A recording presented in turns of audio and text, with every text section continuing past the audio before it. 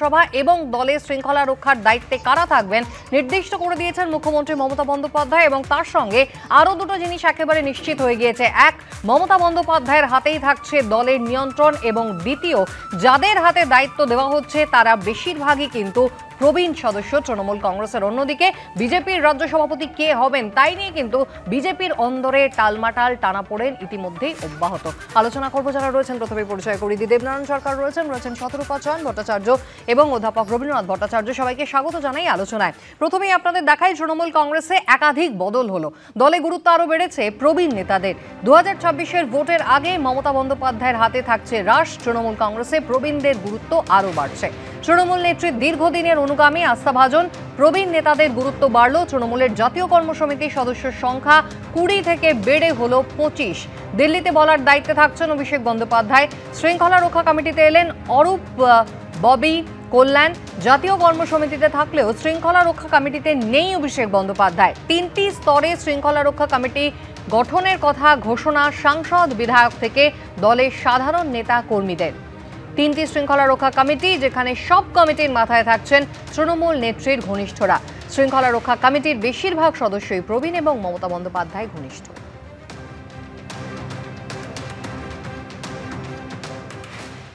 আমাদের নতুন সংযোজন হয়েছে কর্মসমিতিতে সংযোজনে রয়েছেন বিমান বন্দ্যোপাধ্যায়, ডক্টর মানস ভূঁইয়া, মালা রায়, কল্যাণ বন্দ্যোপাধ্যায় এবং জাভেদ খান।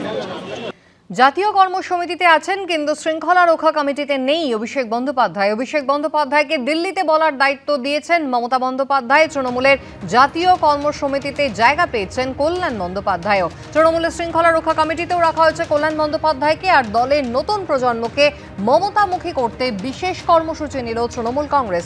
নেত্রী যে ইতিহাস তৈরি করেছেন সেই ইতিহাস জানতে হবে। নবীন প্রজন্মের গোচরে হয়তো ইতিহাস থাকে না, এমনটাই বলছেন চন্দ্রিমা ভট্টাচার্য।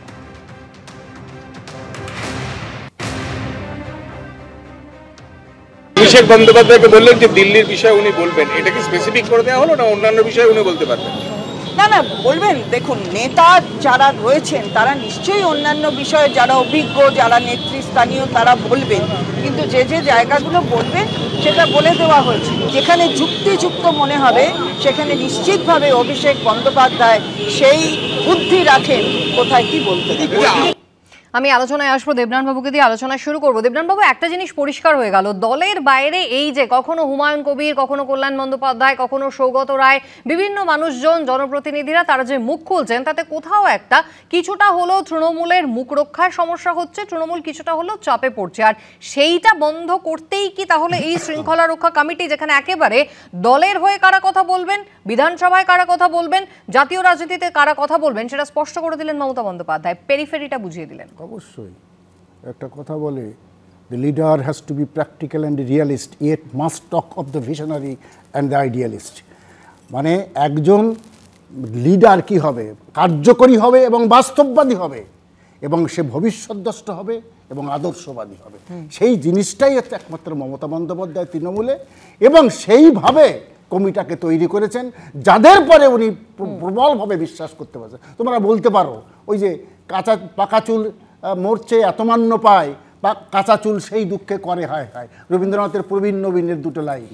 পাকা চুল মরছে এত মান্য পায়, কাঁচা চুল সেই দুঃখে করে হয় হয়, এই প্রশ্নটা নয়। মমতা ব্যানার্জি এমনভাবে তৈরি করেছেন, নিতন্দেরও যেভাবে তৈরি করেছেন, আদর্শ সম্পর্কে ভালো করে জানতে হবে এবং ডেডিকেটেড হতে হবে। এইভাবে মমতা ব্যানার্জি যেটা মনে করেছেন সেইভাবে তার কমিটিকে রচনা করেছেন, এতে কারো কিছু চিন্তার কোনো কারণ নেই একেবারে। অর্থাৎ তৃণমূল কংগ্রেসে একদম she is all in all, এবং সেটাই কোথাও গতকালের এই জাতীয় কর্মসমিতির বৈঠকের শেষে একেবারে পরিষ্কার হয়ে গেল। কিন্তু শতরূপাদি, এর সঙ্গে সঙ্গেই নতুন আরেকটা জিনিসও কিন্তু মাথাচাড়া দেবে, সেটা হচ্ছে মমতা বন্দ্যোপাধ্যায় কিন্তু ইতিমধ্যেই একটা কনস্ট্রাকটিভ ওয়েতে তৃণমূল কংগ্রেসকে নিয়ে গিয়েছেন, যেখানে একেবারে নতুন যাদেরকে মমতা বন্দ্যোপাধ্যায়ের যে সংগ্রামী ইতিহাস সেটা পড়ানো হবে এবং তাদেরকে উদ্বুদ্ধ করার একটা জায়গা তৈরি হয়েছে, এবং একেবারে নির্দিষ্ট করে দেওয়া হয়েছে তৃণমূল কংগ্রেসের শীর্ষ নেতারা কার কতটা জায়গা রয়েছে, কার কতটা স্পেস, কে কতটা বলতে পারেন। আর কোথাও 2026-এর বিধানসভাকে মাথায় রেখেই কিন্তু এই পুরো পরিকল্পনাটা করেছেন তৃণমূল সুপ্রিমো। সমস্যায় পড়বে না তো বিজেপি? না না, বিজেপির সমস্যা তো তৃণমূল বটেই, কিন্তু তৃণমূলের আন্দোলনী যা অর্গানাইজেশন বা যা কিছু ওরা সাফেল করেছে, ইট হার্ডলি ম্যাটার্স।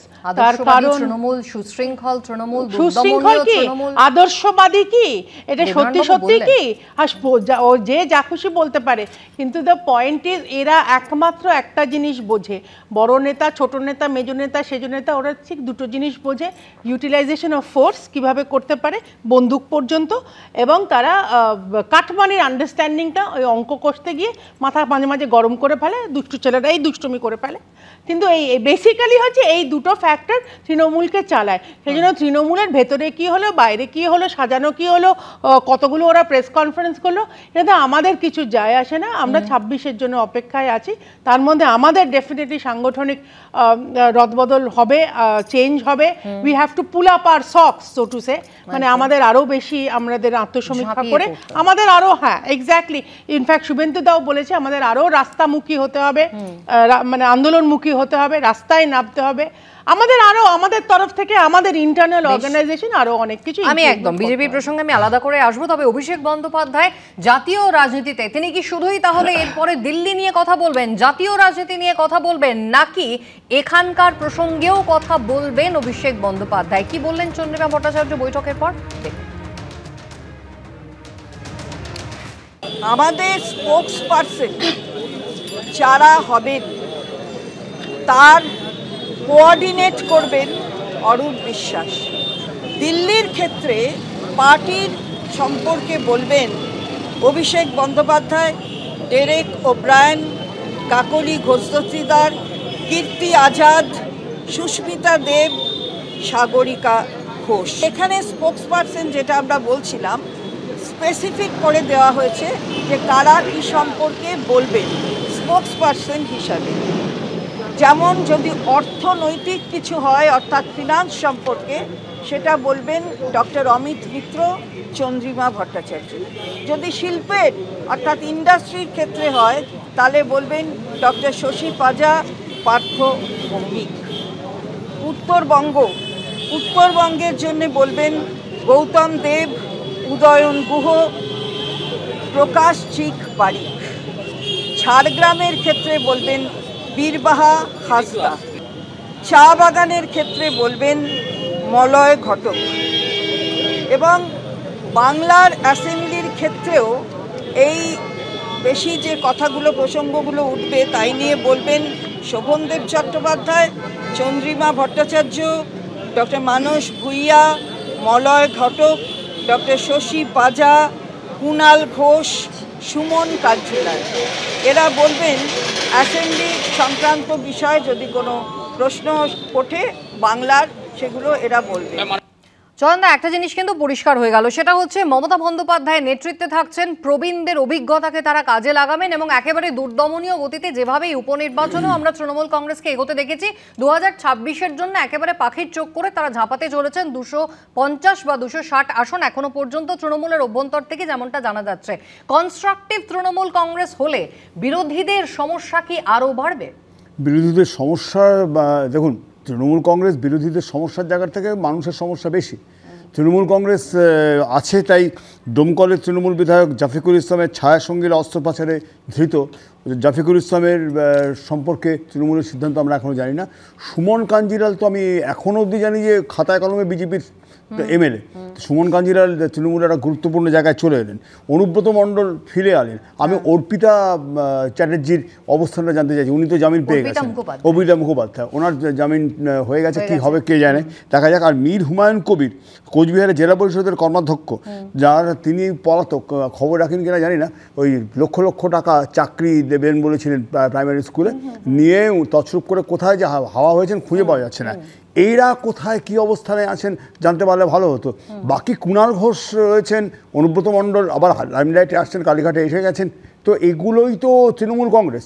কাজেই বিরোধীদের পাখির চোখ বলি বা 26-এর পাখির চোখ বলি, ওনারা বিরোধীদের পাখির চোখ করছেন যাতে বিরোধীদের দিকে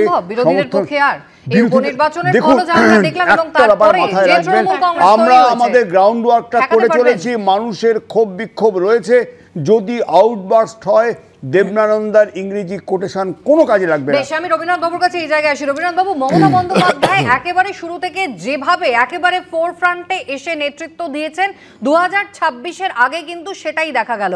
একেবারে রাশ যে তাঁরই হাতে এবং অন্য কেউ নয়, মমতা বন্দ্যোপাধ্যায় নিজে, সেটা একদম তিনি পরিষ্কার করে দিয়েছেন। এবং যেভাবে প্রবীণদের গুরুত্ব দিয়েছেন, তাদের অভিজ্ঞতা, এবং এই গত বিধানসভা নির্বাচন 2021 ধরুন, পঞ্চায়েত ধরুন, পুরসভা ধরুন বা লোকসভা ধরুন বা সম্প্রতি হয়ে যাওয়া উপনির্বাচন, প্রত্যেকটাতে যে সুপার সাকসেস তৃণমূল কংগ্রেসের, 2026টা কি আরো টাফ হতে চলেছে বিরোধীদের জন্য? হ্যাঁ, এটা বলবার আগে প্রথমেই বলি, তৃণমূলের মধ্যে, তৃণমূলের অন্দরমহলে একটা সাপলুডোর খেলা চলছে, আমার দেখে তাই মনে হচ্ছে। দেখুন, কিছুদিন ধরে শুনছিলাম অভিষেক ব্যানার্জিকে ডেপুটি সিএম করতে হবে, বিভিন্ন জায়গা থেকে উঠে আসছিল। শাহনওয়াজ মণ্ডল কেতুগ্রামের, তিনি তো মঞ্চ থেকে বলে দিলেন আমাদের সিএম অভিষেক বন্দ্যোপাধ্যায়, যদিও সেটা হ্যাঁ সেটা বললেন, এবং কাদের মুখ থেকে আসছিল আপনি ভাবুন, সেটা হচ্ছে কিন্তু সংখ্যালঘুদের মুখ থেকে বেসিক্যালি আসছিল। এবং তখন সবাই ভাবতে শুরু করেছিল, আমরাও ভেবেছিলাম যে তাহলে বোধহয় সংখ্যালঘু মুখ এবার নতুন আসছে। দেখা গেল ফিরহাদ হাকিমকে নিয়ে একদম তিনটে কমিটি, দুটো কমিটিতেই ফিরহাদ হাকিমকে রাখলেন, অর্থাৎ সংখ্যালঘু মুখ নাদিমুল হক আছেন, কিন্তু মূল মুখ থাকলেন আমাদের ফিরহাদ হাকিম, মেয়র ফিরহাদ হাকিম। দ্বিতীয়ত দেখুন, অভিষেক ব্যানার্জি গত মাসখানেক ধরে আমরা শুনছিলাম লয়ালটি নয়, পারফরম্যান্সই হবে শেষ কথা। পারফরম্যান্সের ক্রাইটেরিয়া কি তাই নিয়ে আমরা বিশ্লেষকরা কত আলোচনা করলাম, লয়ালটি তাহলে কে কে বাদ যাবে সেটা নিয়ে আলোচনা করলাম। তারপরে দেখলাম এসে এবং জেলা সভাপতিদের আমূল পরিবর্তন হবে, তারপর দেখলাম পারফরম্যান্স নয় ডিসিপ্লিনই শেষ কথা, মমতা বন্দ্যোপাধ্যায় বুঝিয়ে দিলেন। অর্থাৎ পঞ্চায়েত থেকে শুরু করে মিউনিসিপ্যালিটির এবং ডিস্ট্রিক্ট সভাপতি কোথাও কোনো পরিবর্তন হলো না, যেটুকু পরিবর্তন হলো সেটা হলো ডিসিপ্লিনারি কমিটিতে, এবং সেই কমিটিতে কোনো লয়ালটি ছাড়া আর কেউ নেই। আপনি ভেবে দেখুন, এক পার্থ ভৌমিককে ওই শিল্প জায়গায় বলতে পারার একটু অধিকার দেওয়া হয়েছে, এছাড়া আর কোথাও অভিষেক বন্দ্যোপাধ্যায় ঘনিষ্ঠ কাউকে আপনি দেখতে পাবেন না। তাহলে রবীন্দ্রনাথ বাবু যেমনটা বলছেন দেবদানন্দা, তাহলে একটা জিনিস তো পরিষ্কার হলো যে অভিষেক বন্দ্যোপাধ্যায় যে প্রস্তাব দিয়েছিলেন বেশ কিছু পুরসভার চেয়ারম্যান, ভাইস চেয়ারম্যান বদল, এবং সেখানে তিনি পারফরমেন্সকে গুরুত্ব দেওয়ার কথা বলেছিলেন, তাহলে সেগুলো মান্যতা পেল না। মমতা বন্দ্যোপাধ্যায়ের সিদ্ধান্ত চূড়ান্ত সিদ্ধান্ত। প্রথমে বাড়িতে বিভিন্ন কর্মসমিতি হবে, এরপরে ডিস্ট্রিক্টটা এখনো হারায়নি। এখন যদি বলে না না আমার সংসদ হলে তো ডিস্ট্রিক্টগুলো বিভিন্ন যে পরিবর্তনগুলো আপনারা আগের থেকে কনক্লুশন দিচ্ছেন, ডিস্ট্রিক্ট হবে না, এখনো ডিস্ট্রিক্ট নিশ্চয়ই আগামী 5-6 মাসের মধ্যে দেখুন না, সে যে জিনিসটা মুখ্যমন্ত্রীর কাছে জমা দিয়েছেন, নিশ্চয়ই এটা করবেন, এটা নিয়ে আপনাদের ভাবতে হবে না। মুখ্যমন্ত্রী সেটা হাতে আছে, এখানে বসে এই গসিপিং করে কোনো লাভ নেই, আসল জিনিস ওনার হাতে আছে, উনি শক্ত হাতে।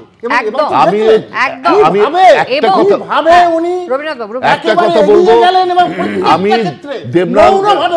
দেবনানন্দার সঙ্গে 100% একমত। এই গোটা বিষয়টাতে কোনোভাবে আর অন্য কারোর প্রাধান্য কোনোভাবে উনি রাখলেন না, সবটা রাশ উনি নিজের হাতে রাখলেন। 26-এর ইলেকশনের আগে কেউ কোনো জায়গা নেই। চন্দ্রিমা ভট্টাচার্যের বক্তব্য একবার শুনিয়ে দিই, আমি আসি চন্দা। জেলায় জেলায় তৃণমূল কংগ্রেসের ইতিহাস, সেই ইতিহাস নিয়ে কিন্তু আমাদের কর্মীদের আরো অবহিত করতে হবে, তারা সেই ইতিহাস জানবেন এবং মানুষের কাছে পৌঁছবে। দেখুন, একেবারে নিচু তলার কর্মীদের জন্যও কিন্তু ব্যবস্থা রয়েছে, সেখানেও কিন্তু একেবারে ইতিহাস জানতে হবে তৃণমূল কংগ্রেসের। চন্দা, আপনার একটা কথায় আমি একটু ডিফার করছি। ডিফার করার প্রধান কারণ হচ্ছে যে আপনি ডিসিপ্লিন শব্দটা বললেন, তো ওটা ডিসিপ্লিন হবে না, হবে লয়্যালটি। লয়্যালটির যে মূল কথা, আনুগত্য হচ্ছে প্রথম কথা। আনুগত্য থাকলে অনেক কিছু উড়িয়ে নেওয়া যায়। আর সবচেয়ে বড় উদাহরণ তো অভিষেক বন্দ্যোপাধ্যায় নিজে, তিনি দলের প্রতি আনুগত্য দেখিয়েছেন। ডেপুটি সিএম হওয়ার টাওয়ার নিয়ে যা কথাবার্তা, উনি নিজে কিছু বলেননি, তো সে কারণে কালীঘাটের কাকুর গলা এখনও মেলানো হয়নি। আমি খুব পরিষ্কার কথা যেটা বলতে চাইছি সেটা হচ্ছে যে দুর্নীতির যে পাহাড় প্রমাণ অভিযোগ, সেই অভিযোগ তৃণমূল কংগ্রেসের কাছে আছে। তৃণমূল কংগ্রেস জানে যে কতটা সত্যি, সেগুলো সবগুলোই মমতা বন্দ্যোপাধ্যায় নিজের নিয়ন্ত্রণে রাখতে চাইছেন। যিনি ডিসিপ্লিন বলতে বোঝেন, আমি তো ওই রায় মানি না, আমি আনুগত্যের কথাই যদি বলেন, সেই আনুগত্যের পুরস্কারই তো তৃণমূল কংগ্রেস পেয়ে চলেছে। লোকসভার আসন বাড়াই বলুন আর বিধানসভা উপনির্বাচনে আসন বাড়াই বলুন, প্রত্যেক ক্ষেত্রে তো আনুগত্যেরই জয় জয়কার হয়েছে। নারী নিরাপত্তা অপরাজিতা বিলকে আইনে পরিণত করার দাবিতে এবার তৃণমূল কংগ্রেস পথে নামতে চলেছে। শনিবার অর্থাৎ 30শে নভেম্বর এবং 1 ডিসেম্বর ব্লকে ব্লকে মিছিল হবে, মিটিং হবে। রাষ্ট্রপতি রাজ্যপালের সঙ্গেও দেখা করতে যাবে তৃণমূলের মহিলা প্রতিনিধির দল।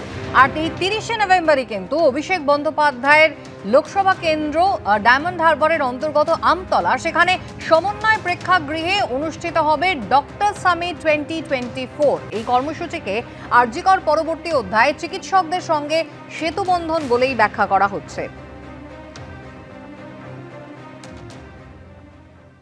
বিধানসভায় অপরাজিতা বিল, সেই বিলটি পাশ হয়েছে, কিন্তু এখনো সেটা আইনের পূর্ণ আকার ধারণ করেনি।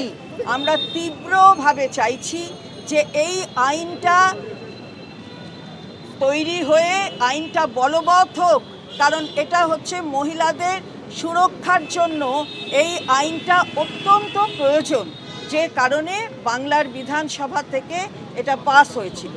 এর জন্য তৃণমূল মহিলা কংগ্রেস তারা 30 তারিখ অর্থাৎ 30শে নভেম্বর বেলা 2টো থেকে 4টে ব্লকে ব্লকে অপরাজিতা বিলের এই আইনের তাকে পরিণত করার জন্য তারা মিছিল করবে।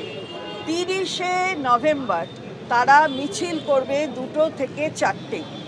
মাননীয় রাষ্ট্রপতি তার কাছে 10ই ডিসেম্বরের পর একটি সময় চাওয়া হবে, একদিনের সময়, যে সময়ে একটি ডেলিগেশন যাবে। রবীন্দ্রনাথবাবু, সুপারফিশিয়ালি দেখতে গেলে কিন্তু তৃণমূল কংগ্রেস বিরোধ মেটাতে চাইছে, একেবারে বিরোধহীন ঐক্যমত্যের একটা ছবি মমতা বন্দ্যোপাধ্যায় তুলে ধরতে চাইছেন। কিন্তু এই যে ইন্টারনাল টানাপোড়েনটা, একটা দল কর্মসূচি করছে, সেখানে দলেরই একজন সাংসদ এবং অত্যন্ত একেবারে দলের নাম্বার 2 তার একটা কর্মসূচি রয়েছে ঠিক সেইখানে। এটা তো বহুদিন ধরেই টানাপোড়েন এটা চলছে। তৃণমূলের যে অন্তর্দ্বন্দ্ব, যার জন্যই আমি সাপলুডোর খেলা বলেছিলাম, যে একভাবে চলছে। কিন্তু এই যে আপনি গোটা স্টেটমেন্টটা দেখুন, অপরাজিতা বিল নিয়ে যে পথে নামছে, আইন কি কখনো সুরক্ষা দিতে পারে? যদি আইনের যারা রক্ষাকর্তা তারা যদি সেই সুরক্ষাটা যথাযথভাবে প্রয়োগ না করে, এতগুলো জায়গায় যেখানে হাসখালি, জয়ন্ত সিং, শেখ শাহজাহান, এরকম ঘন্টা মানে গন্ডায় গন্ডায় আপনি খুঁজে পাবেন যেখানে তৃণমূল কর্মী, তৃণমূল নেতারা যুক্ত। তাদেরকে কি করেছিল পুলিশ? কোনদিন ধরেছিল? আবারও কি এই অপরাজিতা বিল যদি হয়, সেই অপরাজিতা বিলে আমিও চাই, কিন্তু তাকে হবে বাস্তবতা আছে, সেটা নিয়েও তো ভাবতে হবে। আমি যে দ্বিধা, যে দ্বন্দ্বটা নিয়ে শাসক দল পথে নেমে পড়ছে, তাদের দলেরই জনপ্রতিনিধি সাংসদ, তার এলাকাতেই তারা কর্মসূচি করছেন তৃণমূল, তাহলে বিরোধিতা কি আদৌ মিটছে? আমায় জিজ্ঞেস করছো না, আমি একটু অপরাজিতা আইন নিয়ে বলতে চাই। না, অপরাজিতা আইন নিয়ে বিধানসভায় আমরা মানে একেবারে সার্বিকভাবে we had agreed in spirit, কিন্তু লিডার অফ অপোজিশন 13টা অ্যামেন্ডমেন্ট বলেছিল। সেই 13টা অ্যামেন্ডমেন্ট কিন্তু রেকর্ডেও আসেনি, তার মধ্যেও আসেনি। এই যে ড্রামা করছে ওরা, থেকে থেকে রাস্তায় নেমে যায়, আন্দোলন করে, এটা ফর মানে গ্যালারি শো, এইটা তো বন্ধ হওয়ার দরকার। আজকে রবীন্দ্রনাথ বাবু যেটা বললেন ভেরি কারেক্টলি, যারা ল এনফোর্সার তারাই তো করে না। এবং তুমি যেটা বললে, যে যে এলাকায় ওদেরই প্রতিনিধি, তারা তো নিজেদের মধ্যে লড়াই করছে। আজকে তুমি যদি ঘাটালের কথা বলো, কি রকম ভাবে একটা ঝগড়া ঝাঁটি মারামারি করে জাতীয় কর্মসমিতির বৈঠক হয়েছে, তাতে তৃণমূল সুপ্রিমো যে বার্তা দিয়েছেন, তারপরে সেই গোষ্ঠীদ্বন্দ্ব মেটে কিনা অবশ্যই সেদিকে যেমন নজর থাকবে, তার পাশাপাশি বিজেপির নিজের অন্দরের যে আকচাকচি, সেটা কিভাবে নিয়ন্ত্রণ করবে। একটার পর একটা নির্বাচন আর সেখানে ভরাডুবে। বঙ্গ বিজেপিতে আরো তথাগত সুর। তৃণমূল কংগ্রেসের সঙ্গে লড়াইয়ের জন্য আপোষহীন রাজ্য সভাপতির দাবি জানিয়েছেন অগ্নিমিত্রা পাল। তাহলে কি সুকান্ত কম্প্রোমাইজিং? জবাব বেরিয়েছেন অগ্নিমিত্রা। ভোটে ভরাডুবির ইঙ্গিতপূর্ণ মন্তব্য করেছেন এবার অর্জুন সিং। কে রাজ্য সভাপতি হবে সেটা তারা বলতেই পারেন। তথাগতদা তার মতো বলেছেন, অর্জুনদা তার মতো বলেছেন। দেখুন, আমরা সামান্য কার্যকর্তা, আমাদের রোজ অত্যাচার হয়, আমাদের রোজ কেস খেতে হয়, আমাদের খুন হচ্ছে, আমাদের বোনেদেরকে ধর্ষণ করছে। আমাদের কাছে যেই প্রেসিডেন্ট হোক, নন কম্প্রোমাইজিং ভাবে এই সরকারের সাথে চোখে চোখ রেখে লড়াই করবে, আমরা শুধু সেটা চাই। এবার শীর্ষ নেতৃত্ব সেটা ডিসাইড করবেন। আমরা অত্যন্ত সামান্য কার্যকর্তা এই বিষয়ে কোনো কমেন্ট করার। কম্প্রোমাইজ হয়ে গেছে হচ্ছে সে কথা বলবো না, হাতে 1 বছর সময়, কোনোভাবে কোনো বিষয়, আজকে পুলিশের সাথে বলুন, আজকে প্রশাসনের সাথে বলুন, আজকে মানে সাধারণ মানুষকে নিয়ে বলুন, যা যা করা দরকার, কথায় আছে না সাম দাম দণ্ডভেদ, কোনো কিছু যদি অ্যাপ্লাই করতে হয় সেই 4টে জিনিসকে অ্যাপ্লাই করে সরকারকে আনতে হবে। আর ক্রিমিনালরা রাজ্য চালাবে এটা আমরা সহ্য করব না। আমরা একটা জিনিস মনে করি 2026 সালে যদি জিততে হয়, মমতা ব্যানার্জি এই ক্ষমতায় থাকলে 26 সালেও ভোট হবে না, মানুষ ভোট দিতে পারবে না। বিজেপি বলছে 26-এ পাওয়ারে আসবে, কিভাবে পাওয়ারে আসবে? আমি তো মনে করছি না, যতক্ষণ এক সঠিক নেতৃত্ব বুথওয়ারি কাজ না হবে, আমার মনে হচ্ছে এটা সম্ভব না। কি রাজ্য নেতৃত্ব বদলের কথা বলবেন কেন্দ্রীয় নেতৃত্বের কাছে? আমাদের জিজ্ঞেস করলে তখন বলবো। সতেরোপাতি রাজনৈতিক মহলের একাংশ বলে যে বিজেপির আসলে কোথাও বোধহয় তারা লক্ষ্য ভ্রষ্ট হয়ে যাচ্ছে। কারণটা কি? কার সময় সব থেকে বেশি উত্থান বিজেপির হয়েছিল? নিঃসন্দেহে তার নাম দিলীপ ঘোষ। অথচ এবারের লোকসভা নির্বাচনেও তাকে এমন একটা জায়গায়, এমন একটা আসনের টিকিট দেওয়া হলো যেখান থেকে তিনি জিততেই পারলেন। এবং ধীরে ধীরে যত বিজেপির যত অনুষ্ঠানই হোক না কেন, বড় নেতারা, সে অমিত শাহই আসুন না কেন, দিলীপ ঘোষকে কিন্তু সেই মঞ্চে দেখা যায় না। কোথাও কেন্দ্রীয় নেতৃত্বের সদিচ্ছা, এ রাজ্যে তৃণমূল কংগ্রেসের বিরোধিতা করার জন্য, বিজেপিকে ঐক্যবদ্ধ করার জন্য যে উদ্যোগটা প্রয়োজন, কোথাও সেটাই নাকি মিসিং। আমাকে একটু সময় দাও। প্রথমত আমি বলি, দিলীপদার ক্ষেত্রে দিলীপদা ডেফিনেটলি মানে এটা কোথাও সন্দেহ করার জায়গা নেই, কোনো দ্বিমত নেই যে দিলীপদার সময় দিলীপদা এবং সুব্রত চট্টোপাধ্যায় যে কম্বিনেশনটা ছিল, SGS ও সুব্রত চট্টোপাধ্যায়, আমাদের রেজাল্টস খুব ভালো হয়েছে, there is no doubt about that. এবং এইটা বহুবার অমিত শাহজি নিজেও পাবলিক ফোরাম থেকে ডিউরিং ইলেকশন এবং কিছুদিন আগে আমাদের যে সাংগঠনিক বৈঠক হয়েছে মেম্বারশিপে, তুমি জানো সমস্ত পুরনো প্রেসিডেন্টরা ছিলেন এবং অমিত শাহর একদম খুব ঘনিষ্ঠ জায়গায় দিলীপদা ছিলেন, দিলীপদা বক্তব্যও রেখেছেন। কিন্তু এইখানে আমি একটু লার্জার পিকচারটা দেখছি। উই আর বর্ন ইন 1980, আজকে 2024 অবধি আমাদের পার্টি বহু উতার চড়াও দেখেছে এবং আমরা খুব যে একটা ইলেকশন বা দুটো ইলেকশনে পিছপাও হয়ে যায়, আমাদের আইডিওলজি বলে যে আমরা মানুষের সেবা করার জন্য আছি এবং definitely electoral politics is very important. ইলেকশনে জিতলে সেই সেবা করার সুযোগটা আমরা পাবো, আরও বেটার, আরও স্মুথ ফাংশনিং হবে। সেটার জন্য এই মুহূর্তে আমার মনে হচ্ছে, যতদূর আমি পার্টিকে চিনি, খুব শিগগিরই আমাদের নতুন প্রেসিডেন্ট অ্যাপয়েন্টমেন্ট হবেন। কিন্তু এই যে এত নেতাদের মধ্যে আলোচনা প্রেসের সঙ্গে, হ্যাঁ মানলাম আমাদের থেকে বেশি চিন্তিত নিশ্চয়ই অন্য কেউ নয়, আমরাও চিন্তিত, আমরাও অপেক্ষায় আছি। কিন্তু একদম বলা যে সুকান্ত মজুমদার কোনো কিছু করছে না, তার দ্বারা হচ্ছে না, এইটার আমি তীব্র প্রতিবাদ করছি। যেমন মাননীয় লিডার অফ অপোজিশন আমাদের আন্দোলনের দিকটা দেখেন, উনি নিজেও বলেছেন যে উনি সত্যি উনি বহুবার বলেছেন সংগঠনে উনি মাথা ঘামান না। সুকান্ত মজুমদার নালে শুভেন্দু অধিকারী তারা বলেন যে এটার দায়িত্বে আমি ছিলাম না, সংগঠন দেখার কাজ আমার নয়, যার যার নিজস্ব। আমি সতেরোপাতি আসবো, কিন্তু আমি এই জায়গায় দেবনানন্দার কাছে আসবো। 2026-এর দৌড়টা কি একেবারে এগিয়ে থেকেই তৃণমূল কংগ্রেস শুরু করছে?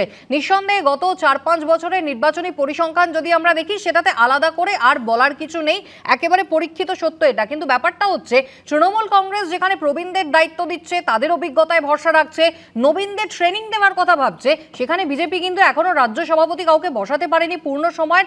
শুধু তাই নয়, তারা কিন্তু এখনো সদস্য সংগ্রহ 1 কোটি টার্গেট রেখে আরো বাড়তি সময় চাইছে অমিত শাহর কাছে।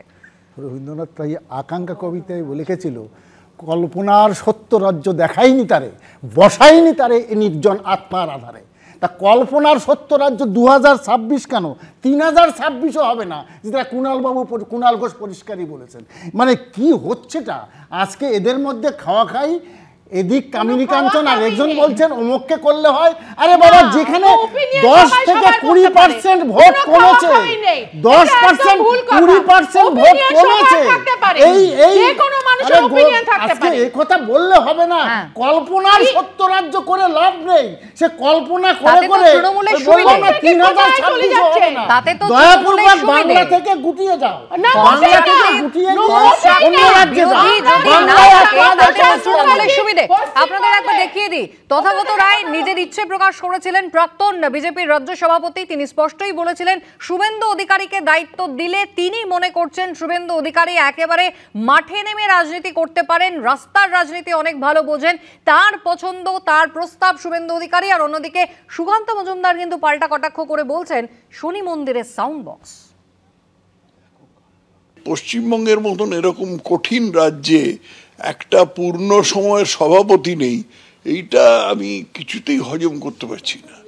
একটা পূর্ণ সময়ের সভাপতি নেই, অমুকের জন্য অমুকটার জন্য অপেক্ষা করছি, তমুকটার জন্য অপেক্ষা করছি, এগুলো কোনোটাই আমার কাছে গ্রহণযোগ্য না।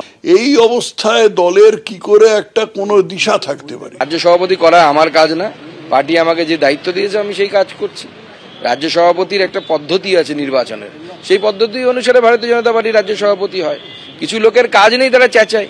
পাড়ায় যখন শনি পুজো হয় দেখেছেন তো, সাউন্ড বক্স বাজে, লোকে জানে গান হচ্ছে, কি গান হচ্ছে শোনে না, কিছু লোকের কাজ আছে ওরকম সাউন্ড বক্স বাজানো। চয়নদা, গণতন্ত্রে একেবারে বিরোধীদের একটা কণ্ঠস্বর থাকা খুব জরুরি। আপনারা বারবারই বলে থাকেন যে শাসক দল বিরোধীদের কণ্ঠ রুদ্ধ করছে, কিন্তু বিরোধী কোথায়? আপনি যদি ভোটের নির্বাচন দেখেন, এই 6টা যে উপনির্বাচন হলো, বাম কংগ্রেসের জামানত বাজেয়াপ্ত হয়ে গেছে। বিজেপি তারা এখনো নিজেদের ঘর গোছাতেই ব্যস্ত, এখনো পর্যন্ত ঘরের দায়িত্বে কে থাকবেন সেই মালিকই তারা সেই অর্থে খুঁজে উঠতে পারেননি একজন পূর্ণ সময়। তাহলে কি আর সত্যি সত্যি শাসক দলকে দোষ দেওয়া যায়? ভোটের দিন আপনারা যেসব ছবি দেখিয়েছেন তা থেকে গণতন্ত্রের স্বাস্থ্য পশ্চিমবাংলায় খুব ভালো বলে আপনাদের মনে হয়েছে? আপনারা নিজেরাই সেদিন সমালোচনা করেছেন। আর তারপর আমি কিন্তু সেদিনই বলে গেছিলাম যে এরপরে যদি এই ভোটের রেজাল্ট নিয়ে আমাদেরকে যারা বিরোধী রাজনীতি করে তাদেরকে বেঁধেন, তাহলে সেক্ষেত্রে সেটা প্রহসনের মতো শোনায়। একটা বিধানসভার উপনির্বাচন, একটা কথা বলছি আপনাকে, একটা কথা বলছি, আমাকে শেষ করতে দিন, একটা শেষ করতে দিন। 1 লাখের বেশি ভোটে যদি কোনো শাসক দল জেতে, সেটা খুব স্বাভাবিক বলে আপনার মনে হচ্ছে ডেমোক্রেসির পক্ষে? যে পরিবেশ আপনারা দেখেছেন, লোকে আসছেন অথচ 1 লাখ ভোটে জিতে যাচ্ছেন, এই বিষয়গুলো নিয়ে আপনারা ভবিষ্যতে যদি রবীন্দ্রনাথ স্যারের মতো মানুষজনকে নিয়ে এসে, বিশ্বনাথ বাবুর মতো মানুষজনকে নিয়ে এসে বিশ্লেষণ করেন, সবটা উঠে আসবে।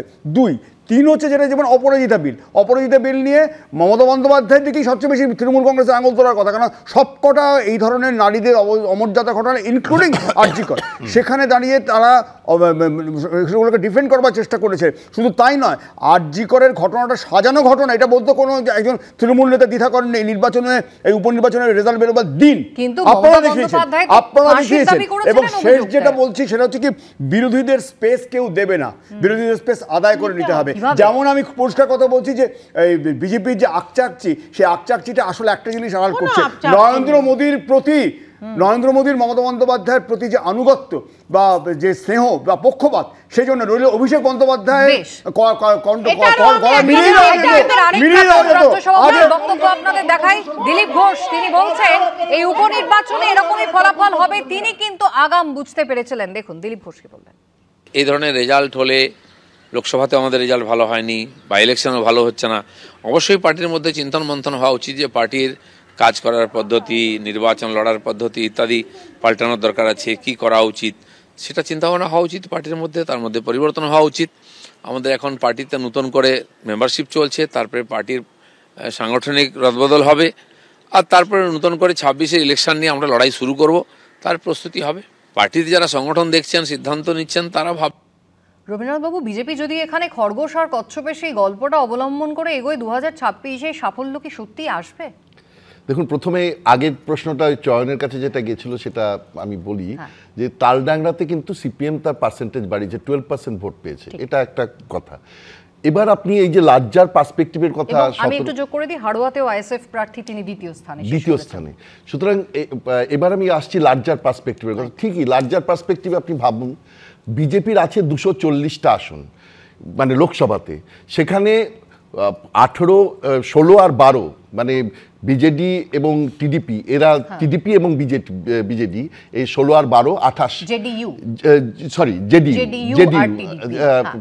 টিডিপি এরা আছে 28, 7টা আছে শিবসেনার। এদের মধ্যে যে কেউ যদি উইথড্র করে, 2জন যদি উইথড্র করে, তাহলে কার কাছে যাবে? তাহলে মমতা বন্দ্যোপাধ্যায় আগে, অর্থাৎ এর আগে এনডিএর একবার জোট ছিলেন, সঙ্গী ছিলেন, সেই জোট সঙ্গী যদি তাকে যদি না নেয় তাহলে তার কাছে তো সমর্থন চাইতে যেতে পারবে। রাজ্যসভাতে দেখুন, আমি এক মিনিট বলে দিচ্ছি, রাজ্যসভাতে স্লেন্ডার মেজরিটি, ওয়ান মেজরিটিতে দাঁড়িয়ে আছে। তাহলে কোনো বিল পাস করতে গেলে হয় তৃণমূলকে সমর্থন করতে হবে, নাই চিৎকার চেঁচামেচি করে বয়কট করতে হবে। তাহলে এই জায়গাতে দাঁড়িয়ে জায়গায় নিয়ে চলে এসেছেন, কারণ ইন্ডিয়া জোটে গতকালই আমি একদম আমি বলতে দেবো, কিন্তু একদম রবীন্দ্রনাথ বাবু অত্যন্ত গুরুত্বপূর্ণ একটা জায়গায় নিয়ে এসেছেন তৃণমূল কংগ্রেসের অবস্থান। ইন্ডিয়া জোটে তৃণমূল কংগ্রেসের অবস্থান কি? ইতিমধ্যেই দলের অন্দর থেকে কিন্তু বক্তব্য শুরু হয়ে গিয়েছে। কল্যাণ বন্দ্যোপাধ্যায় তিনি কিন্তু স্পষ্টই বলেছেন যে মমতা বন্দ্যোপাধ্যায়কে কিন্তু এবার ইন্ডিয়া জোটের নেতৃত্ব মেনে এগোনো হোক, তাহলে কংগ্রেসের ওপরে চাপ দেওয়া যে শুরু হয়ে গিয়েছে তা কিন্তু পরিষ্কার। একদিকে মল্লিকার্জুন খাড়গের বাড়িতে যে বৈঠক ডাকা হয়েছিল, কংগ্রেসের কোনো প্রতিনিধি কিন্তু সেখানে উপস্থিত ছিলেন না, এবং গতকালও যে বৈঠক হয়েছে সেখানেও কিন্তু তৃণমূল কংগ্রেসের প্রতিনিধিরা অনুপস্থিত। তাহলে ইঙ্গিত কি পরিষ্কার? নতুন কোন সমীকরণ কি ইন্ডিয়া জোটের অন্দরে তৈরি হচ্ছে, নাকি রবীন্দ্রনাথ বাবু যে ইঙ্গিত করছেন বিজেপির জন্য যে শরিকি একটা অভাবের জায়গা যদি কোনো কারণে তৈরি হয়, মমতা বন্দ্যোপাধ্যায় কি তাহলে এগিয়ে দিতে পারেন সাহায্যের হাত? কল্যাণ বন্দ্যোপাধ্যায় তিনি কিন্তু ইতিমধ্যেই নেতৃত্বের কথা বলেছেন তৃণমূল কংগ্রেসের, মমতা বন্দ্যোপাধ্যায়কে এগিয়ে দেওয়ার কথা বলেছেন ইন্ডিয়া জোটে। দেখুন, যখন সারা ভারতবর্ষব্যাপী কংগ্রেস যখন পিছিয়ে পড়ছে, যারা অন্যান্য রাজনৈতিক দল, বিরোধী দল যখন পিছিয়ে পড়ছে, তখন তাদের ইগো ছেড়ে দিয়ে, তাদের সমস্ত কিছু ছেড়ে দিয়ে, তাদের মানে দলের অস্তিত্ব রেখে ইন্ডিয়া জোট হিসেবে, সমস্ত বিরোধী দলের জোট হিসেবে, জোটের নেত্রী হিসেবে মমতা বন্দ্যোপাধ্যায়কে সামনে নিয়ে আসা উচিত, এবং সামনে নিয়ে এসে ভারতবর্ষের বুকে সেই লড়াইটা লড়া উচিত। এটাতে কোনো ইগোর ফ্যাক্টর নয়। যারা ব্যর্থ হচ্ছেন তাদের তো স্বীকার করতে হবে তারা ব্যর্থ হচ্ছেন, যারা ব্যর্থ তাদেরকে স্বীকার করতে হবে, এবং এখানে কোনো ইগো ফ্যাক্টর কাজ করছে না বলছেন কল্যাণ বন্দ্যোপাধ্যায়। কিন্তু যদি জাতীয় রাজনীতির প্রেক্ষাপটে দেখেন, ৯৯টা আসন কিন্তু কংগ্রেসই পেয়েছে। আর প্রদেশ কংগ্রেস মুখপাত্র সৌম্য এইচ রায় তিনি কি বলছেন দেখুন। দুটো হাত আর কি মানুষের হয়, একটা ডান হাত একটা বাঁ হাত, আর তৃণমূলের তৃতীয় হাত আছে, একটা হচ্ছে অজুহাত। যে বিরোধী ঐক্য আছে সারা ভারতবর্ষে, বিজেপির বিরুদ্ধে ইন্ডিয়া জোটের ঐক্য, সেই ঐক্যের বিরোধিতা করতে হবে। এই ঐক্যের বিরোধিতার যে দাদন, সেই দাদনটা তৃণমূল কংগ্রেস নিয়েছে। তাই জন্যই এই বিরোধীদের বিভাজন করতে চাইছে, বিরোধী ভাগ করে দাও, তাহলে একটু নরেন্দ্র মোদী এবং তার দল বিজেপি, প্রধানমন্ত্রী এবং তার দল অমিত শাহ একটু খুশি টুশি হবেন। রিটার্ন গিফট হিসেবে বিজেপি এই রাজ্যে যত তদন্ত, দুর্নীতি, চুরি, লুটপাট, তাতে একটু ঢিলে দেবে, শীত ঘুমে চলে যাবে সিবিআইডি। কি আশ্চর্য দেবনারায়ণ বাবু, আপনি, আমি জানি না আপনি কি কোইন্সিডেন্স বলবেন কিনা, গতকালই আমরা দেখলাম যে যদিও পার্থ চট্টোপাধ্যায় ছাড়া পাননি, কিন্তু অর্পিতা মুখোপাধ্যায় তার কিন্তু গতকাল জামিন হলো। না, একটা কথা সৌম্যর উত্তর না দিয়ে পারেনি। মানুষ আজকে কি হারলো মহারাষ্ট্রে, মানে এত মারাত্মক 10% সিট মাত্র পেল, 10%, এবং সেটা না বলে শুধুমাত্র ওয়েনার এখানে বিজয় উৎসব পালন করছে। মানে কত বড় আহমক একেবারে কংগ্রেস পার্টি, মানে এখানকার কংগ্রেস নিজে পারবে না, শুধু একটা ওয়েনার। আরে ও তো দাদার সিটেও দাঁড়িয়েছে, তার জন্য কি তুই মারাত্মকভাবে হারলি? আগে হরিয়ানা হারলে, এরপরে হারলে, এরপরে আর তৃণমূলকে কথা বলছে। তাহলে আপনি কি বলছেন দেবনারায়ণ বাবু, তাহলে কি এই মুহূর্তে ইন্ডিয়া জোটে তাহলে কি হওয়া উচিত? মাথায় মমতা বন্দ্যোপাধ্যায়, তারপরে হেমন্ত সোরেন, কংগ্রেস ধীরে ধীরে নিচের দিকে আসবে। আমি যে কথাটা বলি, কল্যাণ বাবু ঠিকই বলেছে। এই ৯৯টা আসন পেয়ে ভেবেছে কি আমি চলে গেছি, কিন্তু পর হাঁটছে, ওরা নিজেরই বুঝতে পারছে না কোথায় গিয়ে, তবু পা খান উপরে, মানে পাটা এখনো, মানে এই জিনিসটাকে কংগ্রেস সোজা কথা, এক কথায় বিজেপি যাকে বলছে পরজীবী কংগ্রেস, যেটা প্রধানমন্ত্রী বলেছেন পরজীবী কংগ্রেস, এই জিনিসটা কংগ্রেস হারলো। অভ্যন্তরীণ সমীকরণটা তাহলে কি তৈরি? একটা ব্যাপার, অন্য কিছু নয়। আমি প্রথম দিন আমরা বলেছিলাম, আমাদের নেতৃত্ব, আমাদের কেন্দ্রীয় কমিটির সদস্য কমিটির শ্রমিক লাহিড়ী বলেছিলেন যে তৃণমূলের কাজটা হচ্ছে ওখানে বিজেপির হয়ে চেক ব্যালেন্স করবার, ওখানে ইন্ডিয়া জোটকে দুর্বল করার জন্য, ইন্ডিয়া মঞ্চকে দুর্বল করার দায়িত্ব তৃণমূলের রয়েছে। এবং সত্য, আর আমরা নেবার কে সে মুহূর্তে ওরা থেকে এসছিলেন এসছিলেন। এবং দ্বিতীয় যে জায়গাটা সেটা হচ্ছে যে আমরা পরিষ্কার কথা যেটা বলছি সেটা হচ্ছে যে প্রত্যেকের আচরণে, ট্রেন দিল্লির দিকে যাচ্ছে, কি ট্রেনে প্যাসেঞ্জার কোথায় নেমে যাবেন সেটা প্যাসেঞ্জারের উপর নির্ভর করবে। প্যাসেঞ্জার নেমে যাচ্ছে চালকের আসনে থাকবেন নাকি মমতা বন্দ্যোপাধ্যায়কেই এই মুহূর্তে চালকের আসনে বসানো হবে, নাহলে সমীকরণ বদলে যেতে পারে, ট্রেনের রুট কি বদলে যেতে পারে। ইন্ডিয়া জোটের বৈঠক, যেখানে আদানি ইস্যুতে কি হতে চলেছে স্ট্র্যাটেজি বা চলতি অধিবেশনে কি তাদের পরিকল্পনা হবে, সেই বৈঠকে কিন্তু তৃণমূল কংগ্রেস অনুপস্থিত ছিল। কিন্তু আগামী পরশুদিন বৃহস্পতিবার ঝাড়খণ্ডে হেমন্ত সোরেনের সরকারের শপথ গ্রহণ অনুষ্ঠান রয়েছে, যেখানে তৃণমূল সুপ্রিমো মমতা বন্দ্যোপাধ্যায় তিনি অংশগ্রহণ করবেন। মুখ্যমন্ত্রীকে আমন্ত্রণ জানিয়েছেন হেমন্ত সোরেন। ঝাড়খণ্ডে বিধানসভা নির্বাচনে বিজেপিকে হারিয়ে বিপুল ভোটে জয়ী হয়েছে জেএমএম এবং কংগ্রেসের জোট। 81টি আসনের মধ্যে বিরোধী জোট পেয়েছে 56টি আসন। দেবনারায়ণবাবু, এই অঙ্কটা কিরকম? হেমন্ত সোরেন জয়লাভ করেছেন, অত্যন্ত ভালো কথা, এবং সেখানে মমতা বন্দ্যোপাধ্যায় শপথ গ্রহণ অনুষ্ঠানে যাচ্ছেন। যদিও জয়ের পর কিন্তু কোনো অভিনন্দন বার্তা শাসক দল থেকে আনুষ্ঠানিকভাবে বা সরকারিভাবে গেছে সেরকমটা আমাদের নজরে পড়েনি। না, একটা কথা উত্তর দিতে হবে। চয়নবাবু যে কথাটা বলছে, যে কথাটা বলে না, যত করে হাই হাই কোনো কালে নাই পায়, তবু শূন্যে তোলে বাহু, এইটার ব্রত সিপিএম এবং কংগ্রেসের অবস্থা হয়েছে। চুপ করে থাকাটাই ভালো। আর এই কথা না না কিছু করার নেই, আরো কমছে, আরো কমছে। এবার আমার দ্বিতীয় বক্তব্য, না আমরা কথা বলবো বলে কিছু লাভ নেই।